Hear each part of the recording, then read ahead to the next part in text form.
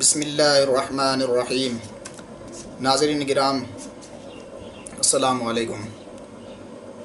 ناظرین کرام، علامہ اقبال علیہ الرحمہ بال جبرین میں فرماتے ہیں، مقام شوق تیرے قدسیوں کے بس کا نہیں، مقام شوق تیرے قدسیوں کے بس کا نہیں، انہی کا کام ہے یہ جن کے حوصلے ہیں زیاد، انہی کا کام ہے یہ جن کے حوصلے ہیں زیاد۔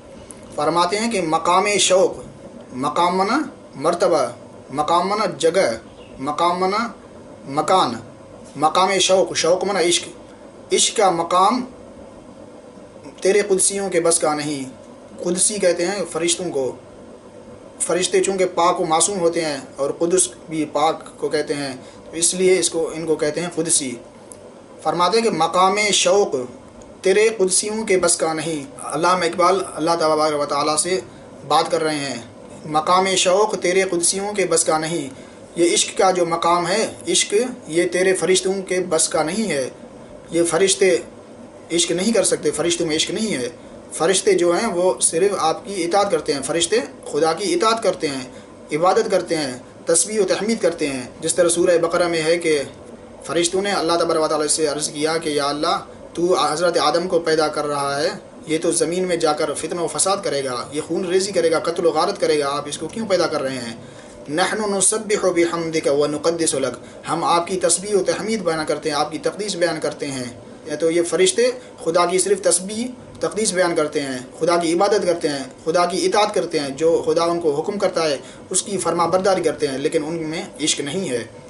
فرماتے ہیں کہ انہی کا کام ہے یہ جن کے حوصلے ہیں زیاد، یہ عشق کرنا یہ ان کا کام ہے جن کے حوصلے بلند ہوں، زیاد من بلند، زیاد من زیادہ، جن کا حوصلہ زیادہ ہو، حوصلہ بلند ہو، جو آپ کے بندگان خاص ہیں، آپ کے دوست ہیں، یہ ان کا کام ہے۔ فرشتوں میں یہ حوصلہ کہاں ہے؟ یہ تو تیرے بندوں کا کام ہے۔ دوسری جگہ ارشاد فرماتے ہیں، پیکر نوری کو ہے سجدہ میسر تو کیا، پیکر نوری کو ہے سجدہ میسر تو کیا، اس کو میسر نہیں سوز و گداز سجود، اس کو میسر نہیں سوز و گداز سجود۔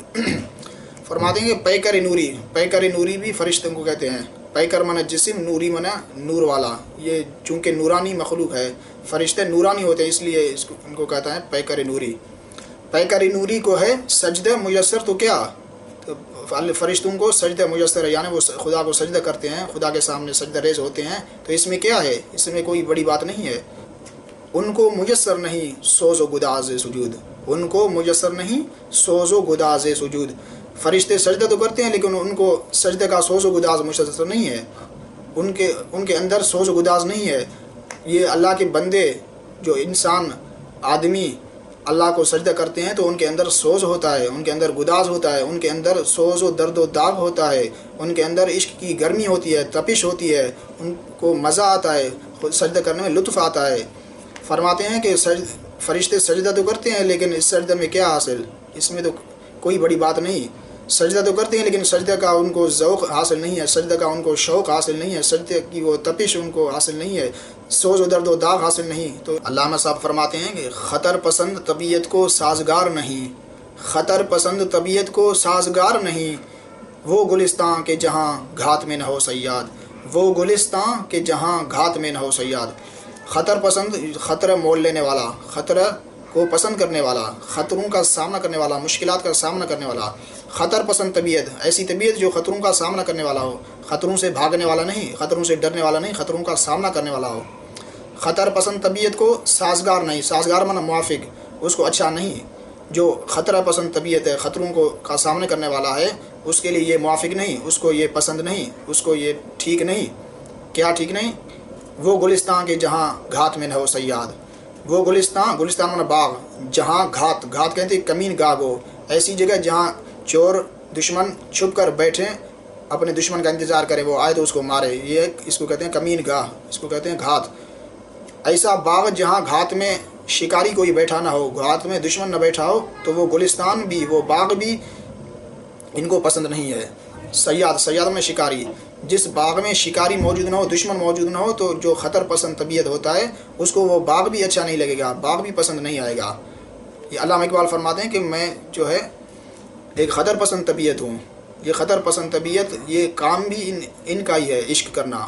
عشق بھی چونکہ خطرناک ہے، عشق کا راستہ بہت خطرناک ہے۔ شاعر کہتا ہے کہ راہ بس باریک کو شب تاریک کو دزداں در کمی، یہ ایسا راستہ ہے جو بہت باریک راستہ ہے اور رات اندھیری ہے اور چور گھات لگائے بیٹھے ہوئے ہیں، یہ بہت مشکل راستہ ہے۔ یہ عشق کرنا، خدا کا عشق، یہ آسان کام نہیں ہے۔ یہ اپنے جسم کے کھال کو اتارنا ہے، کھال کو اتار کر، جس طرح سانپ اپنا کھال اتارتا ہے نا، اپنا پوست اتارتا ہے، یہ کھال اتار کر پھر نیا کھال اگتا ہے، نیا کھال نکلتا ہے۔ تو یہ عشق کرنا بھی اس طرح ہے کہ اپنے کھال کو ادھیڑنا، زندہ انسان کے کھال کو ادھیڑو کتنا مشکل ہے، تو یہ عشق کرنا بھی اتنا مشکل ہے۔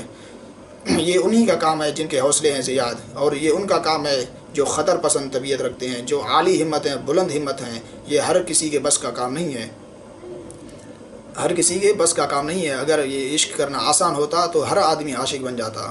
اللہ تبارک و تعالیٰ سمجھنے اور عمل کرنے کی توفیق عطا فرمائے۔ وما علینا الا البلاغ المبین۔ السلام علیکم ورحمۃ اللہ وبرکاتہ۔ ناظرین کرام سے ایک گزارش ہے کہ میرے اس چینل کو سبسکرائب کرنا نہ بھولیں گے اور بیل آئیکن آل پر بھی پریس کریں گے تاکہ میری ہر آنے والی ویڈیو آپ تک جلد از جلد بر وقت پہنچ سکے۔ اللہ حافظ۔